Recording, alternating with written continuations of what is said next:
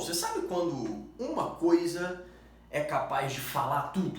Sabe quando, sei lá, um casal simplesmente se olha e automaticamente já rola uma compreensão do que tem que acontecer? Fala, galera, tranquilo?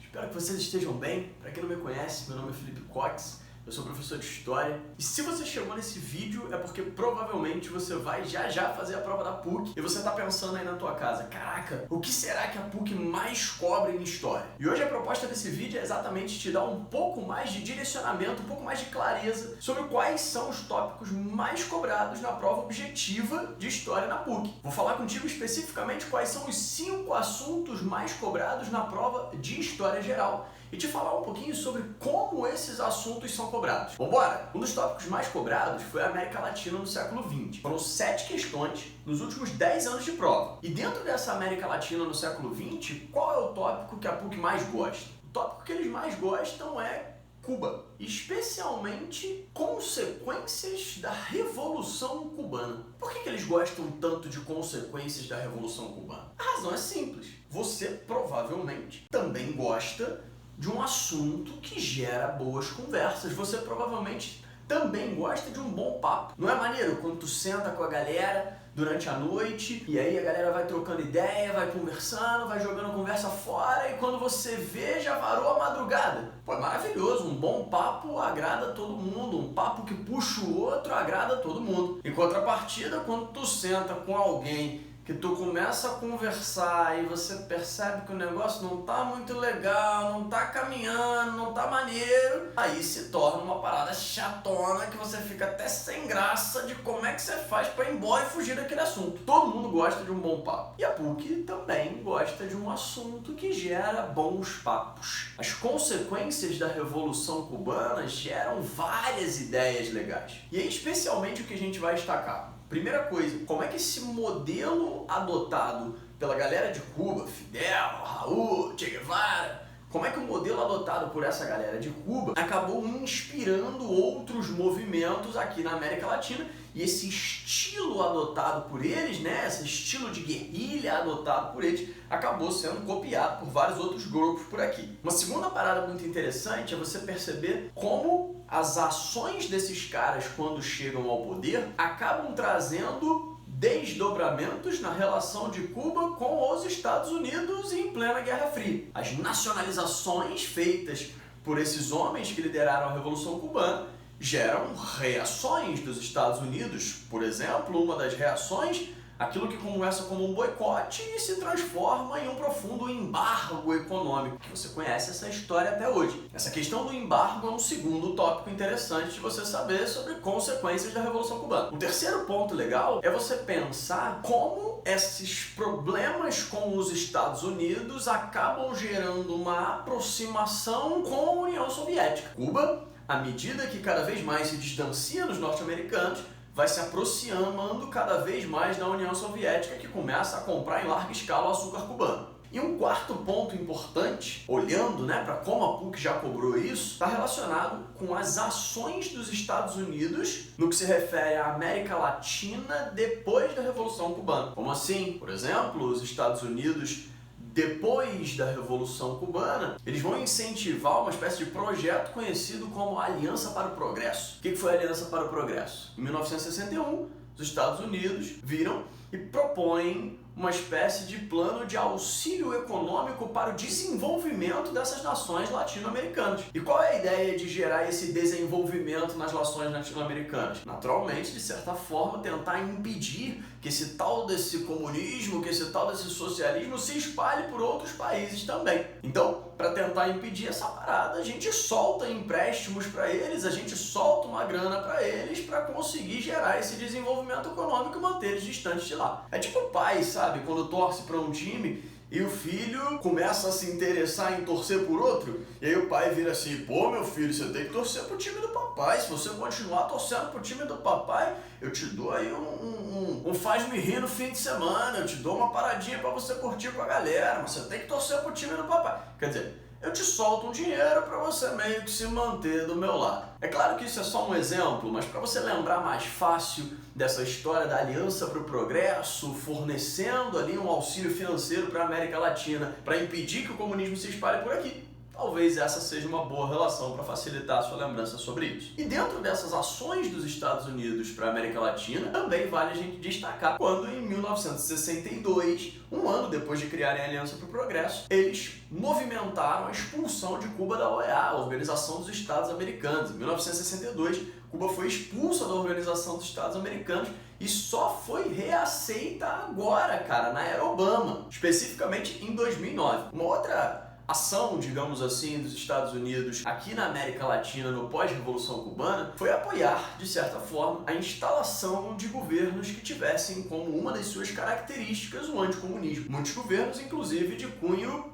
militar. E esse é um segundo tópico que a PUC gosta muito de cobrar dentro dessa América Latina do século XX. As tais das ditaduras militares que existiram aqui pelo continente. E quando a PUC fala sobre isso, do que ela gosta de falar? Principalmente, ela gosta de falar das características gerais dessas ditaduras. Por exemplo, o fato delas nascerem dentro de um contexto de Guerra Fria, dentro de um contexto onde existe um desejo de impedir, por exemplo, uma propagação das ideias socialistas aqui pela América Latina. Inclusive, uma outra característica geral é que nesse cenário onde eu quero impedir essa difusão dessas ideias, existem vários setores populacionais, né? Existem vários setores das populações dos países que apoiam a chegada desses governos. Não é simplesmente uma chegada que parte de um movimento militar, pronto, acabou. Não, existem vários setores internos que dão suporte, que apoiam esses governos na sua chegada ao poder naquele contexto. Uma outra característica geral interessante dessas ditaduras é que todas elas tiveram uma marca muito forte de uma tentativa de combater aquilo que era chamado de uma subversão. Essa subversão principalmente estava conectada com esse tipo de ideia que estava tentando se impedir a difusão por aqui. Então, todos esses regimes construíram ali modelos, às vezes mais intensos, inclusive, de combater essa subversão. E uma outra característica geral interessante é que, olhando como um todo, a gente enxerga também que nesses governos instalados por aqui, nessas ditaduras, também existiram diversas restrições a um funcionamento político normal, digamos assim. Então, o primeiro tópico que a PUC gosta de falar nessa América Latina no século XX, Cuba, principalmente pensando nas consequências da Revolução Cubana. Uma dessas consequências, o apoio dos Estados Unidos à instalação de ditaduras na América, e esse é um segundo tópico que a PUC gosta de cobrar. E o terceiro e último tópico que eles gostam sobre essa América Latina no século XX, um caso que se desenrola especificamente nos nossos vizinhos, especificamente na Argentina. O caso de um governo de um camarada chamado Juan Domingo Perón. O tal do peronismo vira e mexe também aparece na prova da PUC. E quando a PUC cobra peronismo, do que eles gostam de falar? Bom, também, assim como no caso das ditaduras, de características gerais. Você não precisa ficar necessariamente decorando aí cada aspecto do peronismo, cada característica do governo Perón, mas se você consegue ter uma boa linha de raciocínio que entende quais são as principais marcas desse governo, a tua chance de conseguir chegar numa alternativa correta, eliminando alternativas absurdas,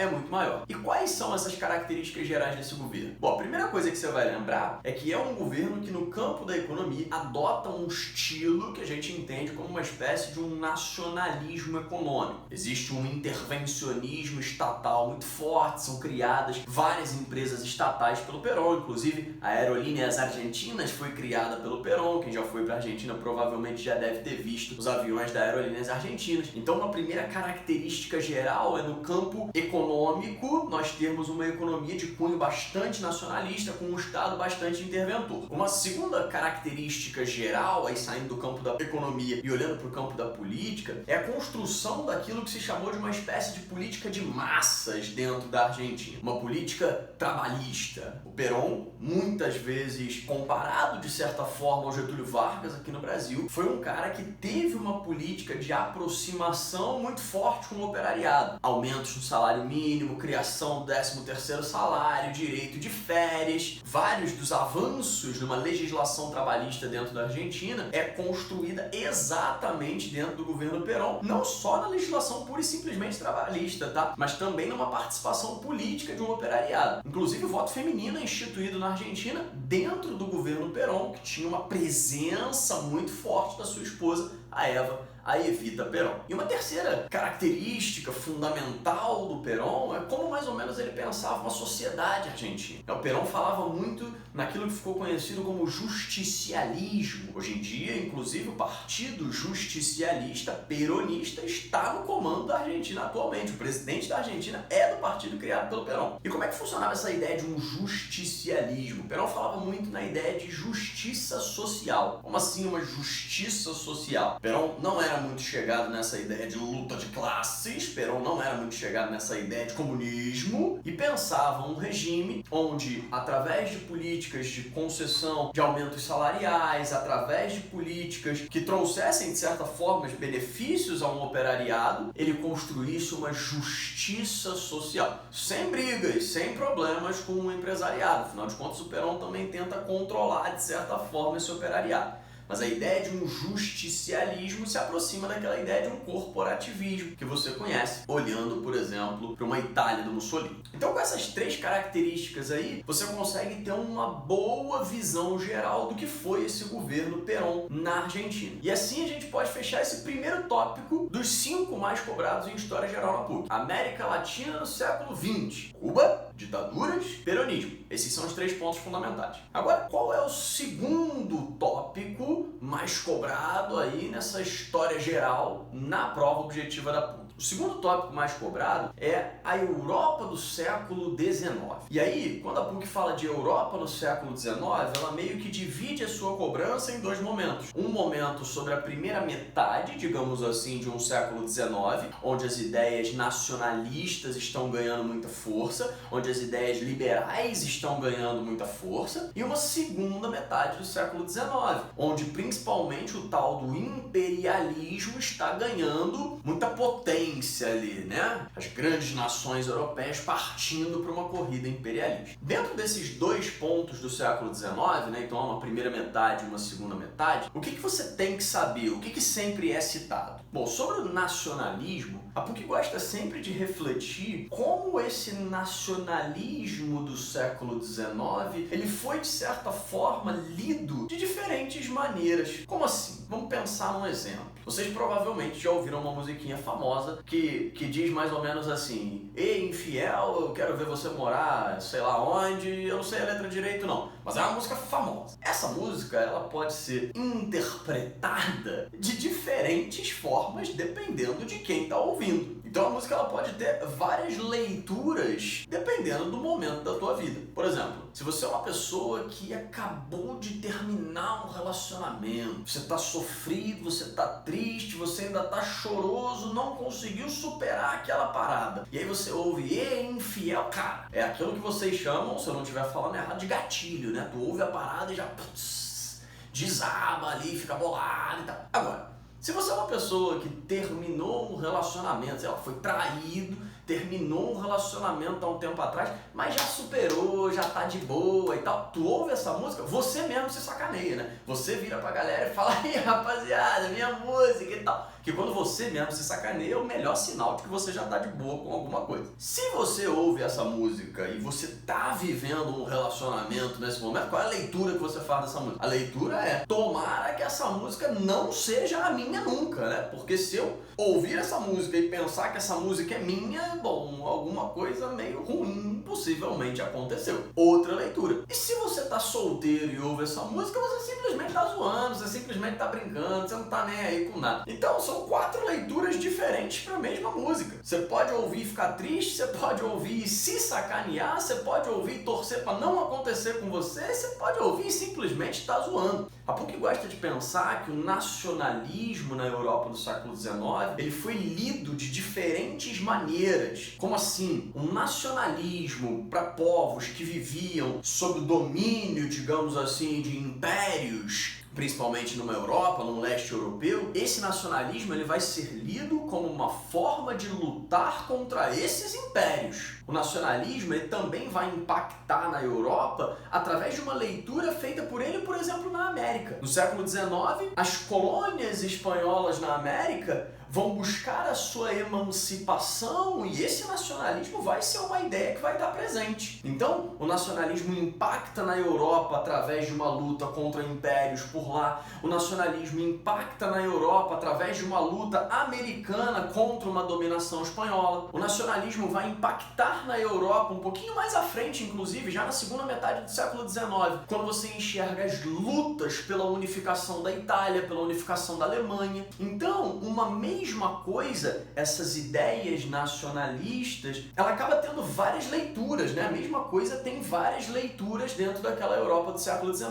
É porque gosta de pensar nisso. Como é que esse nacionalismo ele foi interpretado como uma luta pelas unificações, como uma luta contra os impérios, como uma luta que impacta o continente europeu a partir das independências da América? Esse é um tópico interessante de você ter na tua cabeça. Nesse ambiente do crescimento das ideias nacionalistas, nós também temos muito das ideias revolucionárias liberais ganhando a cena do início do século XIX. As revoluções de 20, 30, 48 estão estourando naquela época e especialmente uma dessas revoluções é algumas vezes citada na prova da PUC. A Revolução de 1848 na França. E especificamente o que é legal você saber sobre essa revolução na França em 1848 para a prova que vem pela frente. É muito legal você perceber como é que dentro dessa revolução também vão existir leituras diferentes de uma revolução. Como assim? A gente vai ter uma burguesia lendo essa revolução principalmente a partir das ideias liberais, pensando ali em um constitucionalismo, né? Pensando em transformações que não fossem transformações exatamente abruptas na sociedade, mas essa mesma revolução tem uma participação popular que já entende esse movimento como um movimento de luta contra, por exemplo, as contradições de uma sociedade pós-revolução industrial que cada vez mais se consolidava, uma galera que já vai ler essa revolução como uma luta por um sufrágio universal. Então, a Revolução de 1848 na França, que foi uma revolução que inclusive inspirou outras revoluções pela Europa, revoluções inclusive de caráter nacionalista, né? 1888 é a Primavera dos Povos. Essa Revolução de 48 na França, ela também, vez ou outra, aparece na prova da PUC, partindo principalmente desse olhar que enxerga que dentro daquela revolução existem também linhas de pensamento diferentes de uma burguesia, de um operariado,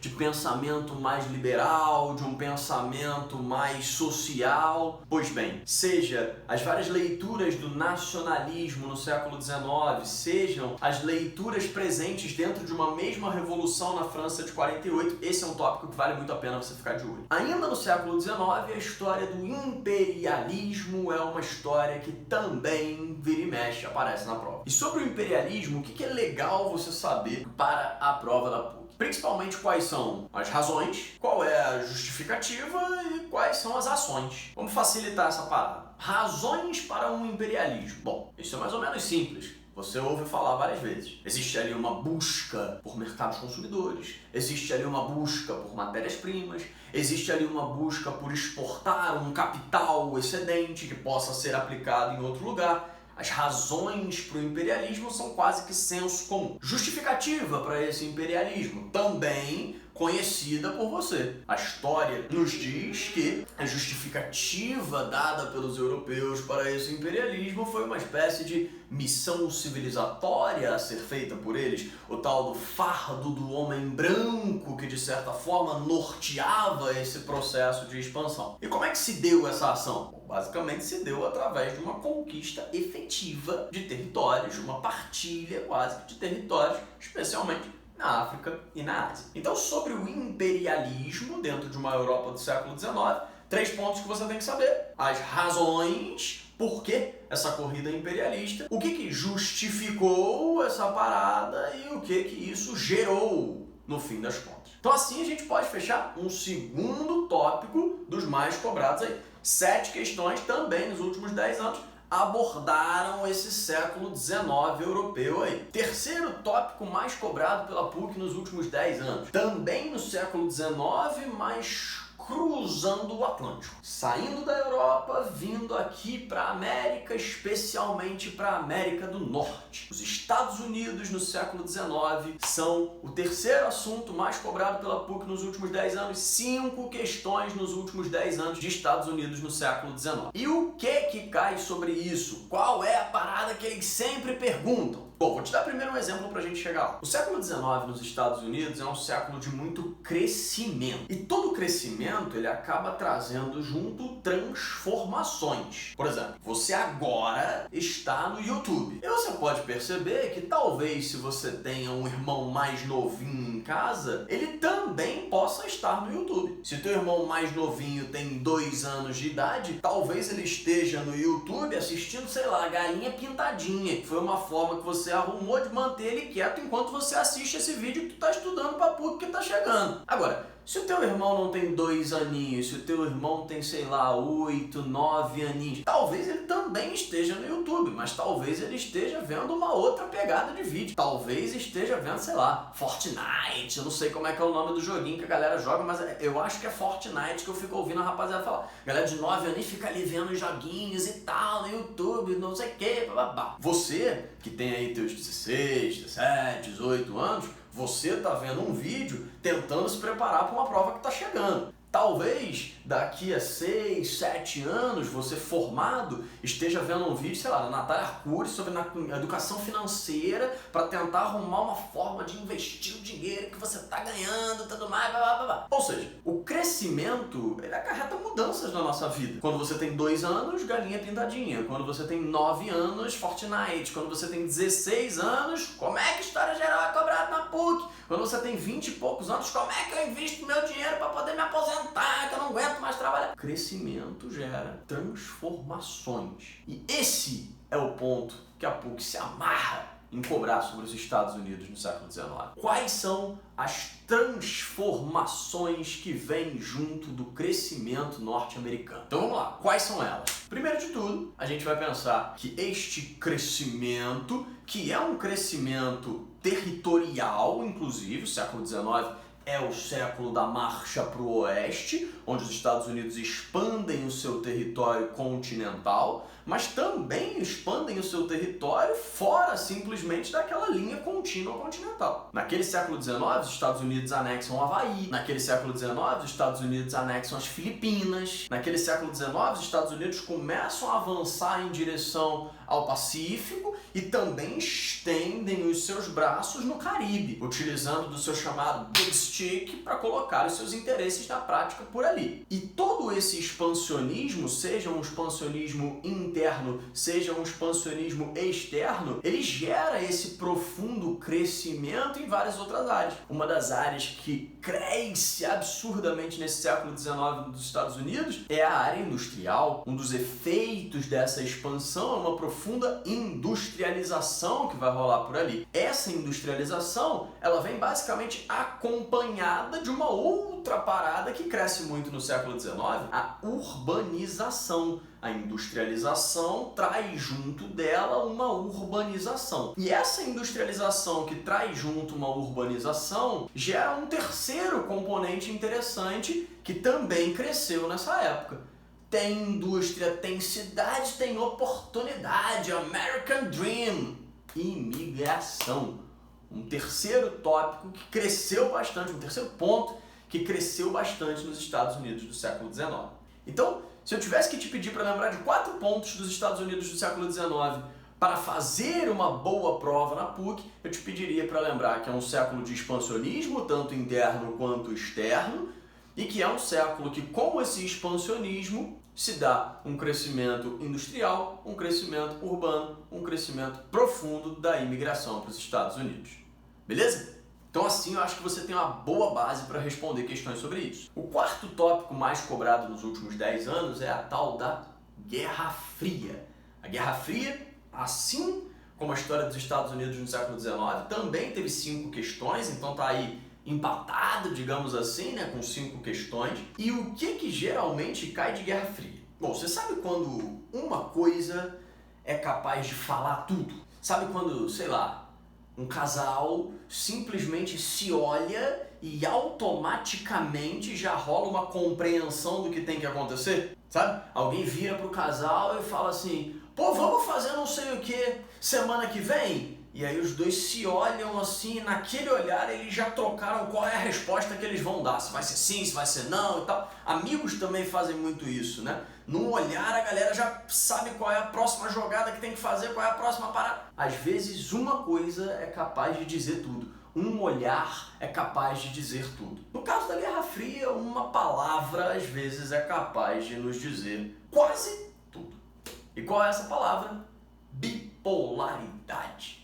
Se eu pudesse que na tua cabeça ficasse somente uma palavra sobre Guerra Fria, eu ia escolher bipolaridade. Porque é essa bipolaridade entre Estados Unidos e União Soviética, é essa bipolaridade entre capitalismo e comunismo, é essa bipolaridade que te permite abrir a tua linha de raciocínio e pensar sobre várias paradas que estão acontecendo dentro da Guerra Fria. Ou vai me dizer que você nunca ouviu falar que o Muro de Berlim é o principal símbolo da Guerra Fria. O que é o Muro de Berlim se não uma demonstração desse mundo bipolar que se vivia naquela época? Quando você vê uma cidade dividida no meio por um muro, irmão, é a bipolaridade na tua cara. É a nítida demonstração do que é aquele mundo. E aí tem uma parada interessante, que é a seguinte, a PUC já cobrou sobre o simbolismo da queda do Muro de Berlim em 1989. A queda do Muro de Berlim foi meio que a base para um processo de reunificação da Alemanha que se completa em 1990. Aí você, se for bom de matemática, melhor que eu, você já fez as contas aí, ó, 1990, estamos em 2020, pum, tem 30 anos certinho. Esse ano a gente está completando o aniversário de 30 anos da reunificação alemã, no contexto de final da Guerra Fria, um ano depois da queda do muro, exatamente no momento que a Alemanha se mostra uma nação extremamente poderosa na Europa. A Alemanha tem sido uma das principais vozes dentro da União Europeia nas ações conjuntas tomadas contra a pandemia. Então, por que não pensar em uma questão falando sobre a reunificação alemã em 1990 como pontapé para um processo de uma reconstrução profunda da Alemanha que culmina em uma nação extremamente poderosa nos dias de hoje. Eles já cobraram sobre a queda do muro, eles já cobraram sobre essa situação, esse ano tá rolando isso tudo. Vale a pena você ficar de olho. Uma outra coisa, além da bipolaridade, além do simbolismo do muro, que a PUC gosta de cobrar sobre Guerra Fria, é como algumas paradas importantes acontecem nos Estados Unidos dentro desse período. Contra a Guerra do Vietnã, sempre muito destacada dentro da Guerra Fria, nos Estados Unidos a gente enxerga o crescimento muito forte, por exemplo, de um movimento hippie, que vai falar, faça amor, não faça guerra e tal, 3 dias de paz e música, Woodstock, 1969. E aí você vai puxando mais coisas, ó, movimento hippie, dá pra gente conectar com contracultura dá pra gente conectar com feminismo, principalmente a década de 60, que é a década onde os Estados Unidos entram de vez na Guerra do Vietnã, é uma década muito marcada por uma série de manifestações dentro dos Estados Unidos. E uma das que mais marcou a época naquele contexto foi a manifestação em prol dos direitos civis. Todo o movimento pelos direitos civis é um movimento que marca a época naquela década de 60 nos Estados Unidos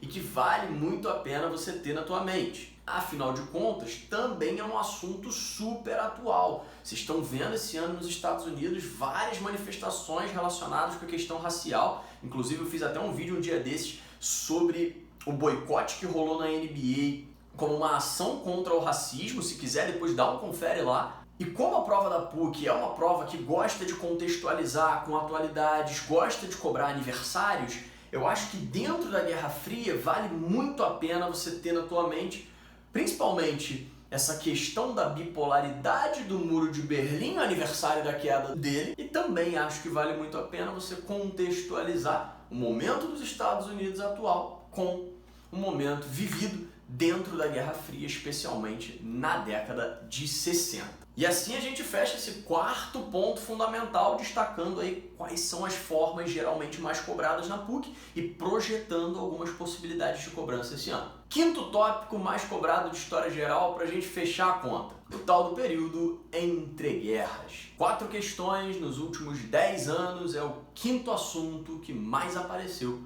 dentro da História Geral. E a parada que é mais cobrada nesse entre guerras é uma parada que eu tento te explicar a origem a partir de um raciocínio muito conectado com o cotidiano. Você já percebeu que às vezes várias coisas são somadas para você conseguir explicar uma parada só? Tipo, a maioria das crianças, quando resolve se envolver com algum instrumento musical, elas resolvem se envolver com guitarra. Pelo menos isso é o que eu vi na minha realidade ao longo da minha infância, adolescência, veja até hoje. Quero começar a tocar alguma coisa, quero tocar guitarra, quero tocar guitarra, quero tocar guitarra. Eu, quando era mulher, sempre quis tocar contrabaixo. Quero tocar baixo, quero tocar baixo, quero tocar...